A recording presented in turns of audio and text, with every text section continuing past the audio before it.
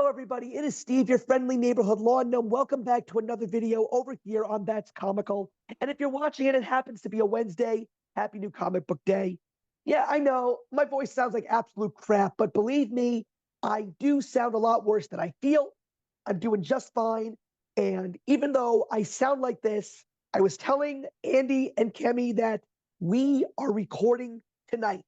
Come hell or high water, I don't care. Even if I had to drop out at the last second, we cannot put this on delay any longer because there's so much more stuff that we got to do in the coming weeks. So, Hammy and Andy, I'm so glad to see you guys once again, and I'm ready for another great conversation. Great to be here. Always happy to talk comics with you two. Of course, and we're going to discuss a great book tonight, guys. We've already talked briefly about it, but because of the fact that it is just such a landmark for, at least for myself and Andy as comic book readers at the beginning when we both started taking our comic reading much more seriously. So we talked about the creator of this specific book, and that, of course, is W. Maxwell Prince. And tonight we're going to be doing a must-be-read episode on what I would like to prefer to call my gateway drug to this incredible creator. We're going to be talking about W. Maxwell Prince's anthology series, HaHa. Now, just in case you don't know what it means to be an anthology series, it's a couple of comic books that don't necessarily have a connective bond. In this case, some issues do. But even though we talked about it when we did our Creator's Notes episode on W. Maxwell Prince, me and Andy believed that we had to talk a little bit more about this. And more importantly, Tammy read this book. Tammy loved this book, and she has a couple of things to say. I love it. It's so good. Okay, the end. Thanks for watching.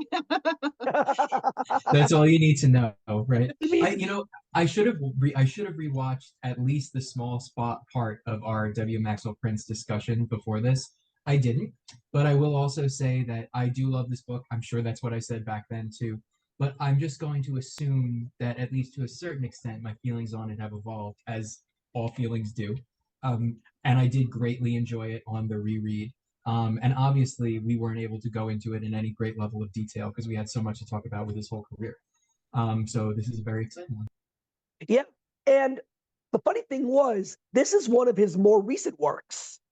And I still remember when this book came out, and I wasn't very much familiar with W. Maxwell Prince. I wasn't necessarily knowledgeable about the ice cream man train that I definitely don't ever want to jump off of at this point.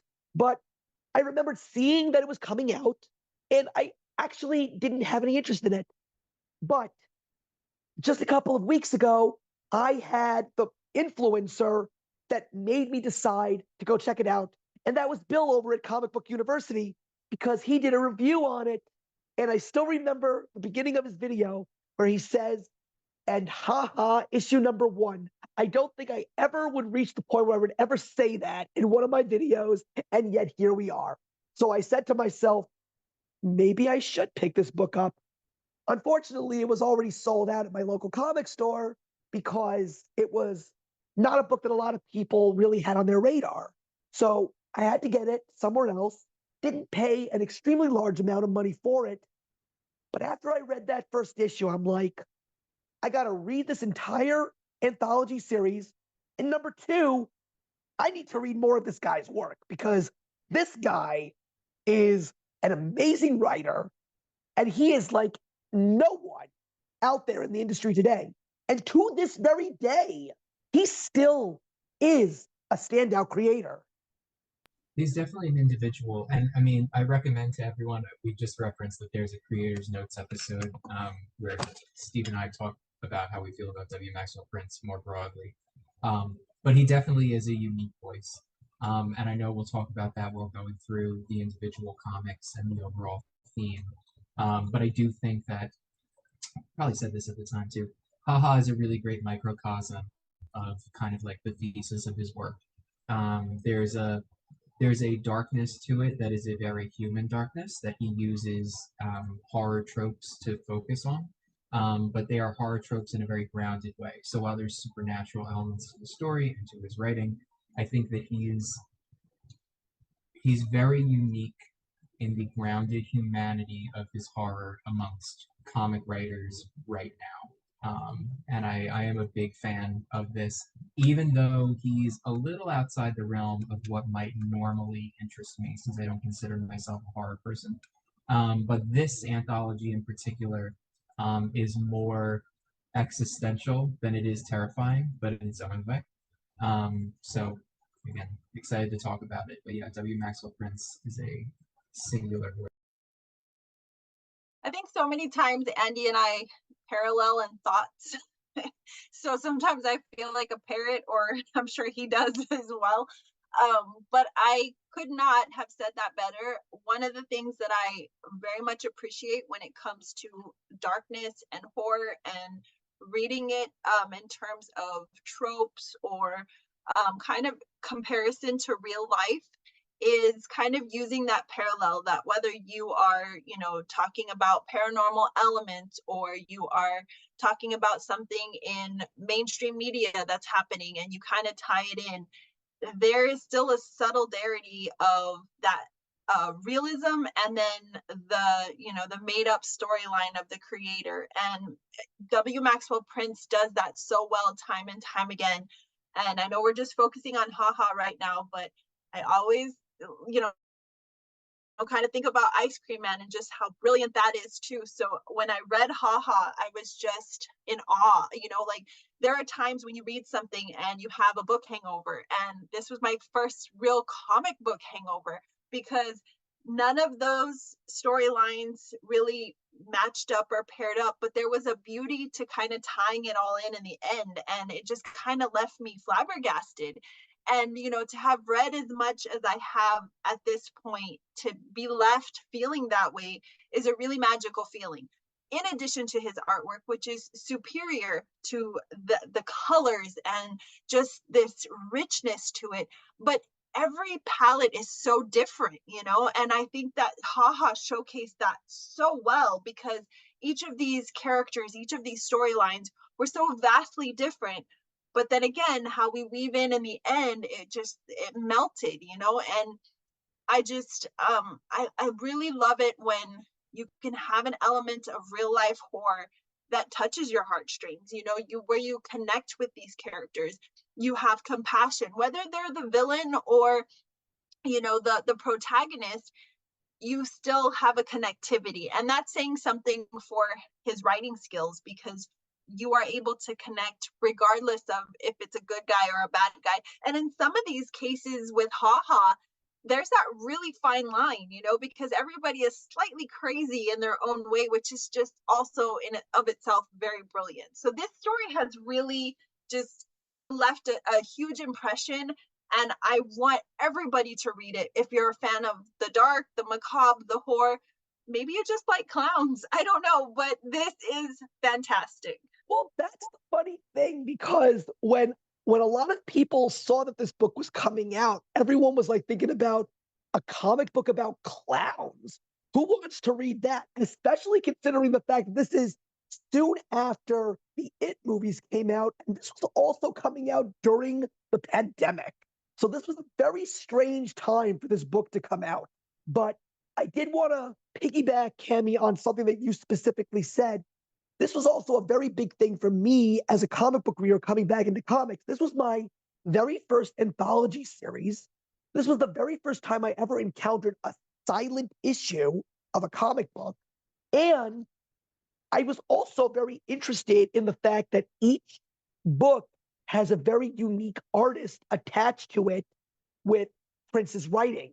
But at the same time, now that I know a lot more about him, I love the fact that he always manages to find a way to bring Martin Morazzo and Chris O'Halloran, that's his Ice Cream Man team, onto his books.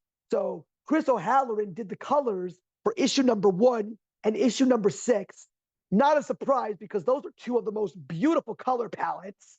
But of course, if you've read a lot of Ice Cream Man, like all of us in this room have, Martin Morazzo's artwork is just so, like, you know it's him the minute you see his work.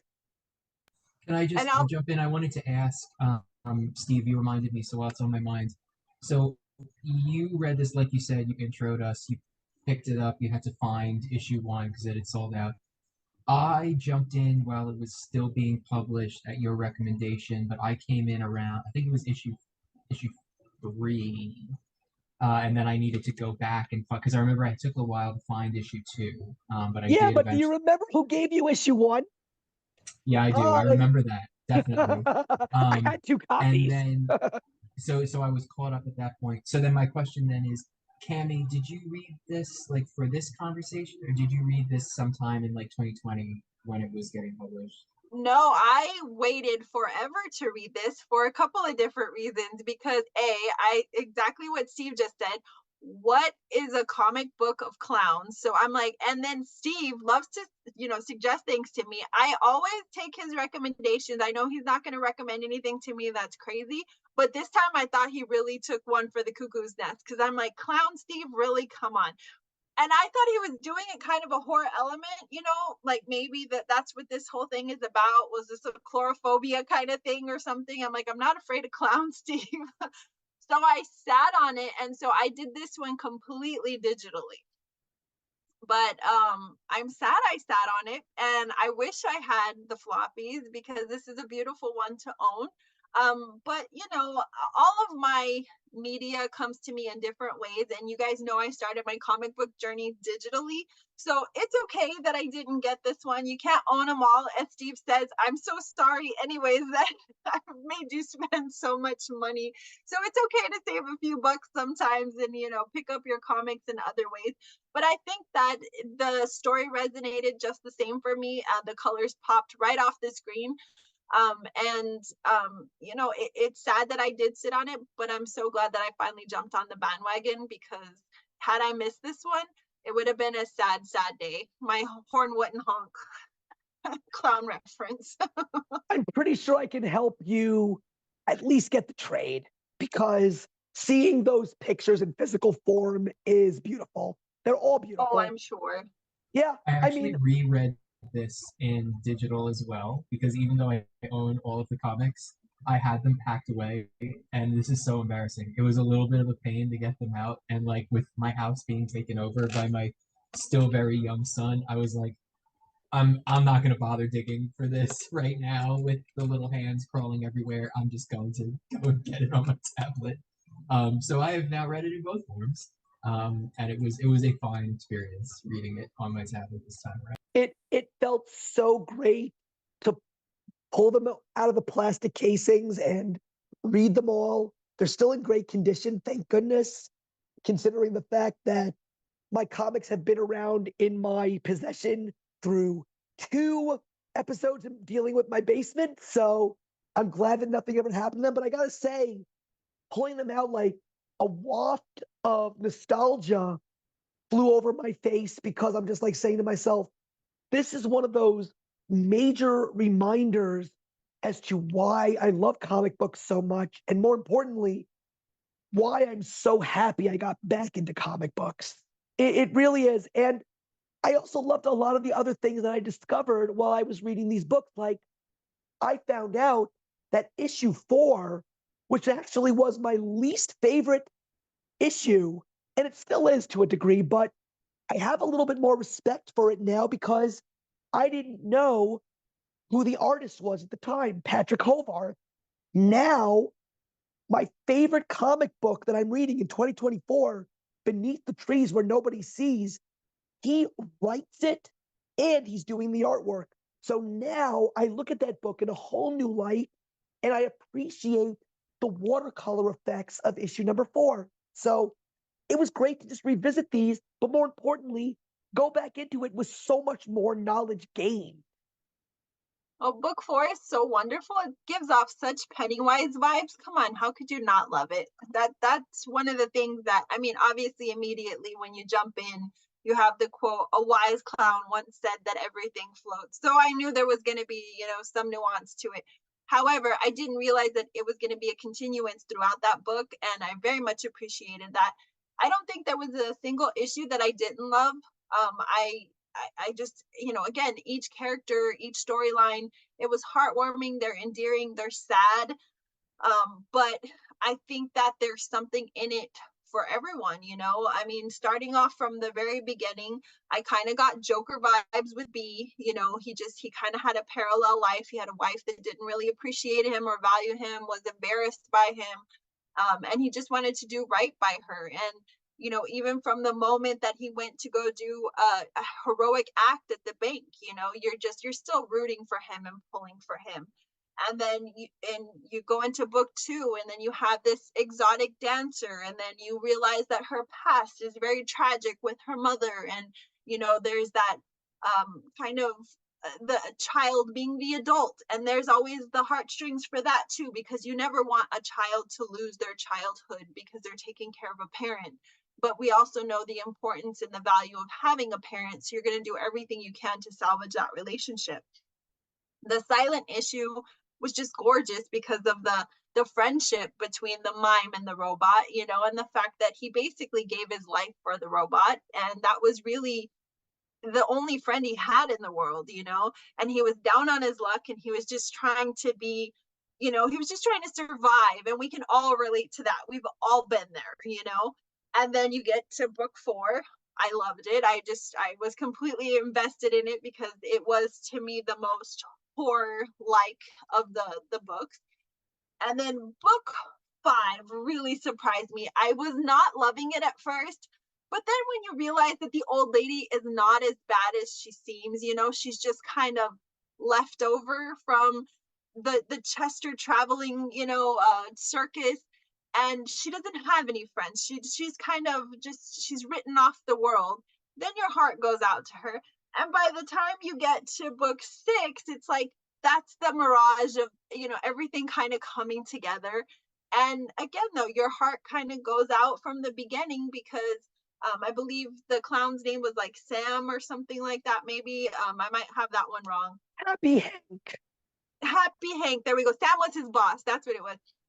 Happy Hank, you know, he's down on his luck. He's trying to explain why he had a bad day. And you just see it kind of evolve from there. But by the time you get to the end, I just, you know, at the moment he's in the hospital room, and you know, you're getting all of these really cool vibes. So I'm going on and on about the collaboration, but it just shows you how very unique each book was. And I just I can't say that I hated any one book or any one stood out more to me than the other. And it's very rare when you have a series like this that nothing kind of meshes, that one isn't a dud. You know, all of these were winners in their own way. Well, that's what I'm saying. I didn't say I hated issue number 4. I just basically said that I was being dramatic. Sorry. yeah, we're not having another one of those blowouts tonight, Cammy, especially because I can't speak well. Save that for next week when we talk Fair about enough. Batman Year One. But anyway, no, it's like, you know, eventually you're gonna have to say, like, what's your favorite issue, what's your least favorite issue. But I'm glad you specifically harped on issue number 5, because reading that one the second time around, it was the most cliche. You've seen that story so many times before. It reminded me of The Sandlot with Old Man Myrtle.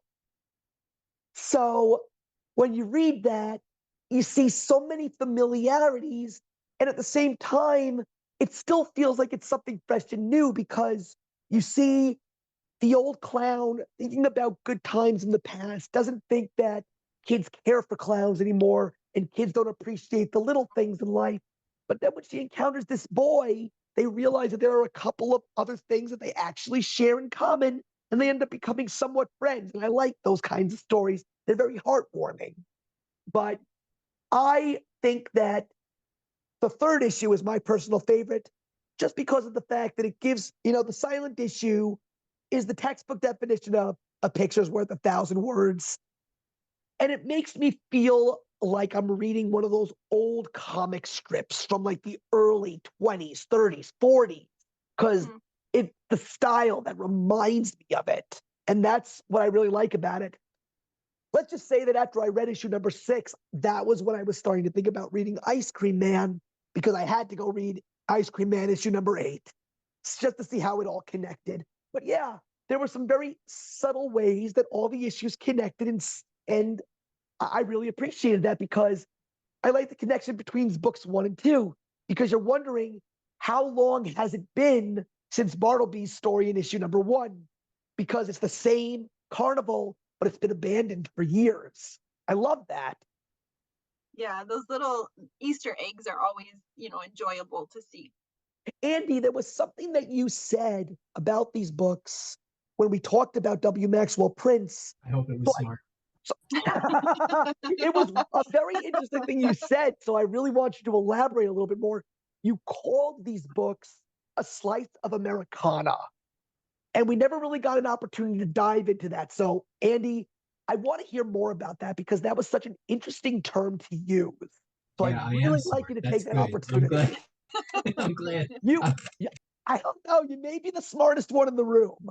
Clearly, No, I'm not, because I'm the one that's talking with laryngitis at the moment. I'm laughing because I started by saying I really should have watched that. I know my feelings on it have evolved, but that's a good point, Cast Andy. That's very astute. The way I would phrase it is it's an intensely American story, and I think that is something that a reader will feel from the focus on the characters, from the lives they lead, and the struggles that they face. There's a lot to it that is deeply connected to, how should I phrase this? It's it's the connection between people in society, and it feels very American to me because of the camaraderie and the isolation. I think we were just talking about issue 5, gives a really great zoom in into that kind of concept because we have that grounding. And Steve, I read it the same way, the kind of like Sandlot sort of story, like, the kids, the sneaking in, the like all of that. There's this very kind of like youthful joy, and it's foiled by this very aged pessimism, this sort of glorification of the past. I think it's very telling that the meal that the woman in the story is cooking is a casserole, which is a quintessential, low income American dish. And I think there's something really beautiful in the thing that makes her feel like she is out of time, that she can't escape from thinking of, is the thing that was accessible to her as someone of lower income, theoretically in the past, because she's annoyed about how it's changed. And I think there's something really beautiful about how it's the meal that connects her to the boy in the story. And even though it's brief, even though there's no indication that they are now close and now he's going to come and mow her lawn or something, it's this moment of connection that they're able to find what really feels like across time periods. Because it's not just that he's young and she's old. It's that they're from seemingly completely different worlds. From the words they use, obviously he's not in the circus, but HaHa blurs the lines between the circus of reality and the circus of, fantasy. So I see that as a really clear kind of line there. And obviously, I would be remiss to not talk about issue 1 then in the same breath. There's this kind of, really, issue 1 and 2, this kind of lost hope that I think resonates with a lot of people right now. And you see that in between, Steve, you were very right to point it out, seeing Funland in the past and the modern day, or whatever. Maybe that wasn't modern day, maybe that was also past after it closed.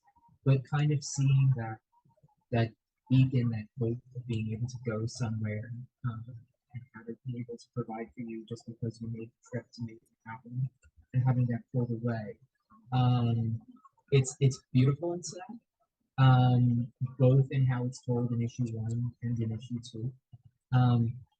So I wish I had more beauty to say about it, like in issue 5, than sadness to say about it, like in issue 1 and 2. But I do think that through the laughs that are present in the story, despite the dark themes, particularly in issue 3, and from the hopes that come across in issue 4 really blew me away this time around, and I engaged with it in a very different way than the first time I read it. I really feel like this story does a great job of going through the human experience, going through a uniquely American shared culture experience, not shying away from that which is painful and difficult to look at. But at that same time, the few moments of real positivity shine like in few other works because of how bleak it goes. So I could do a whole video on that, and I'm not going to because it's not what I want to talk about entirely. But that's a good point, past Andy. I agree with you. Issue number one just gets you right out the gate. You know, Bartleby is a guy who's just so down on his luck. His family just doesn't appreciate him because he's a clown. But the thing that I love so much about him is how much he loves to be a clown. He loves to make people laugh. That's just the way he is. And the fact that he keeps going, even though a lot of people say throwing the, you know what, against the wall again and again and again, hoping that it will stick is the definition of insanity. You know, he just keeps going because he just wants to be happy, making other people happy. And that's the other thing I love so much about these characters, because no matter how bleak their situations are, at the end, they're finding a little bit of light in the darkness each and every time they do what they do, you know? And there was something in issue number 4 that I really liked reading it the second time around, and it was the part of the story with the boy trying to connect with his grandfather. And I especially loved the up reference. And I loved how it carried on all the way to the end when he says, we'll attach the one balloon to the roof of the house. Maybe we'll find a couple more and maybe we'll float away. Who knows? Anything's possible. I love that. You know, I think it's just because of the fact that I just didn't really care much for the clown himself. Maybe because of the fact that he was just like, you know, he was the drunk. He was the guy that just didn't really seem to care. He was doing his thing for his job and for his paycheck, but he didn't really care much about himself. But then again, at the same time, neither does Rudolph in book 2. But there's a difference between Gustav and Rudolph, because with Rudolph, this is the only life she's ever known. So it's very hard for her to shake what she's doing, even though she knows what she's doing may not be the right thing. Gustav, on the other hand, knows what he's doing, and he just doesn't care. And I think that's why he's the only clown in this whole story that I just don't connect with. So maybe that's the reason why, out of all 6 issues, 4 is my least favorite.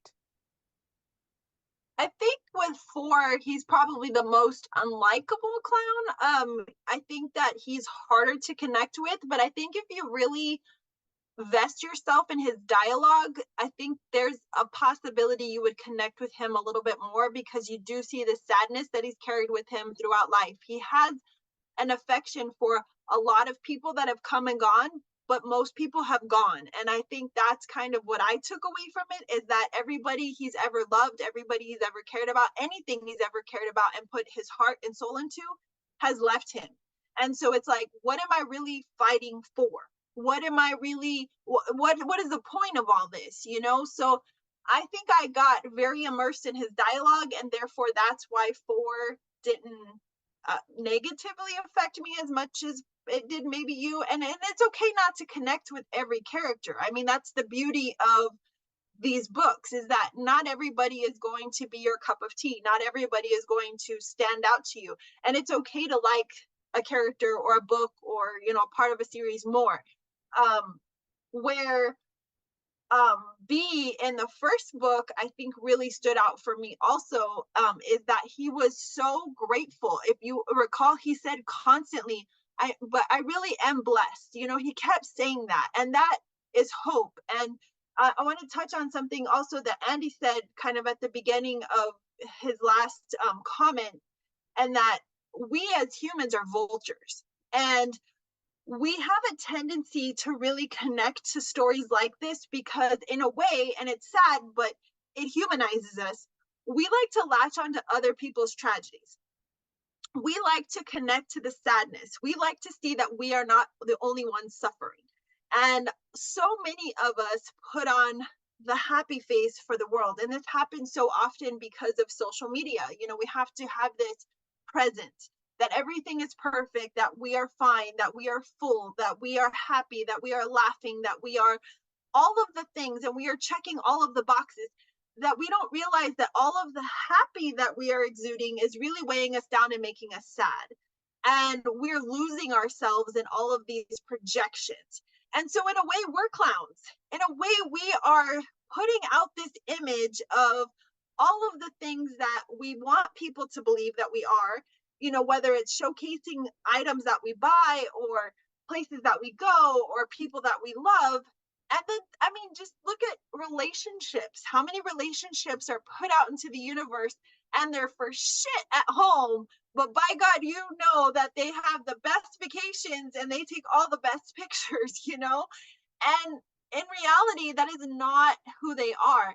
And I'm not bagging on anybody's life. Mine has been ups and downs. It's far from perfect. I am far from perfect. But I think that stories like this we gravitate to because it humanizes us. It makes us feel like we're not alone in the world, that if we have suffered, that if we have been sad, if we have been suicidal, if we have been dark, if we have disconnected, it's okay. We're normal, you know? And maybe in a way, even if you can laugh at yourself, you know, that's okay too, because sometimes that's the only thing that keeps us alive.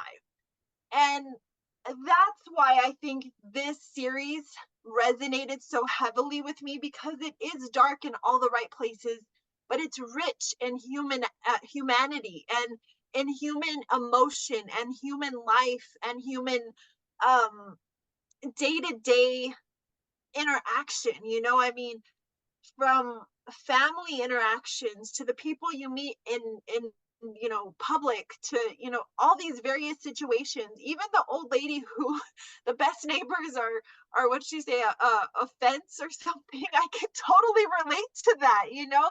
I love my neighbors, but in the same regard, I don't want to see them every day, you know. It's just, it's a beautiful thing.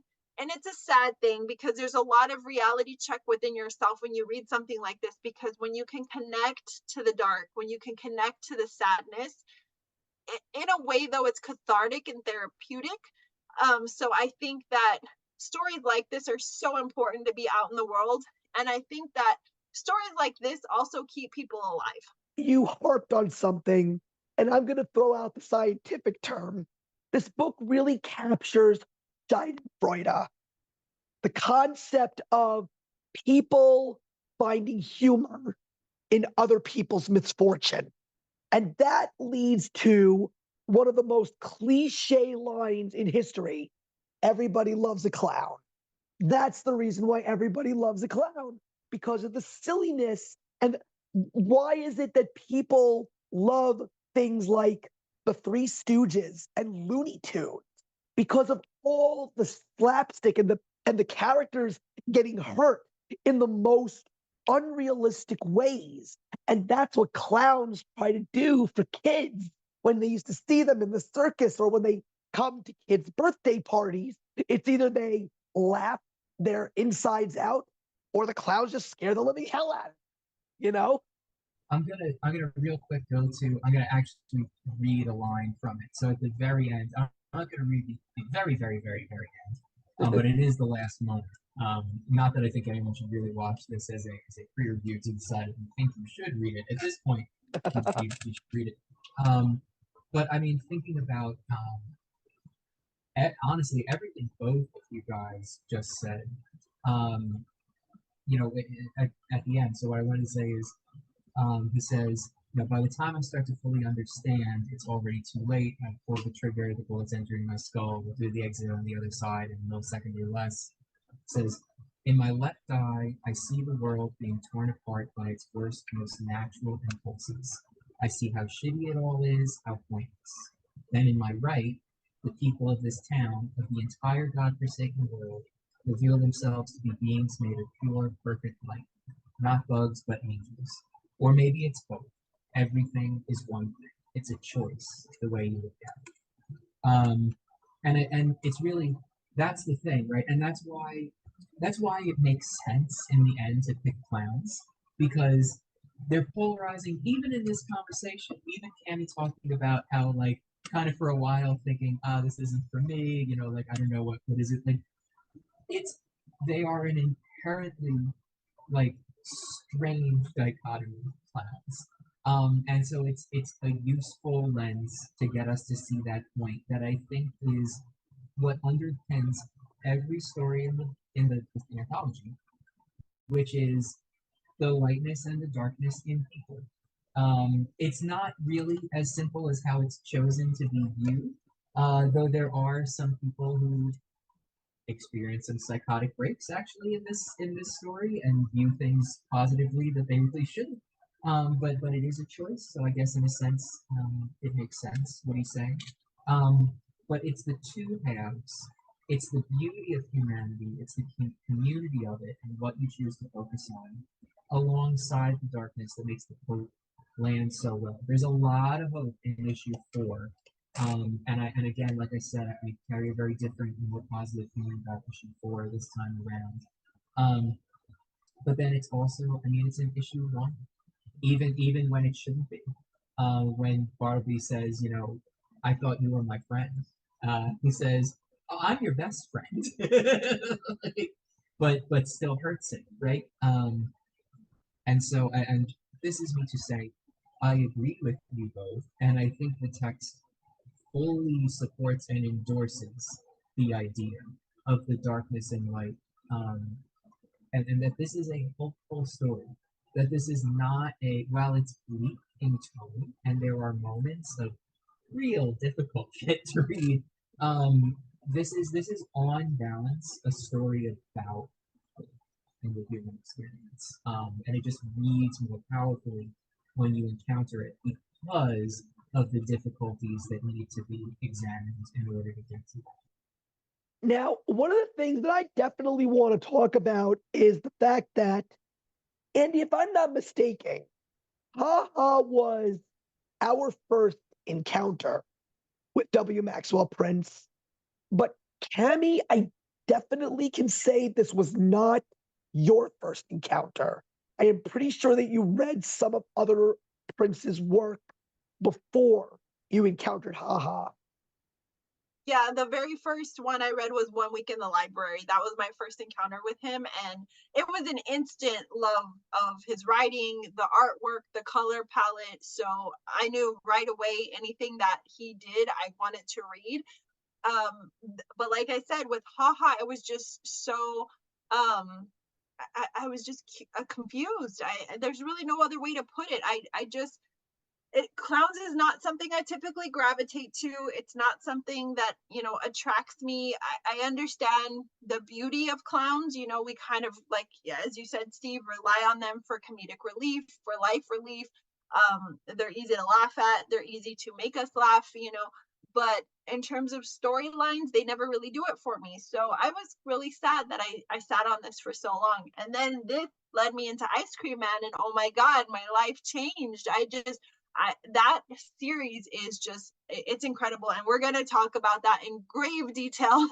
But HaHa, I just think the human elements of it, everybody needs to read this, because I really feel like this could help somebody somewhere with something, whether it's issue 1 or issue 6, you know. And that's kind of where I land in terms of my favorite. I don't know if it's 1 or 6.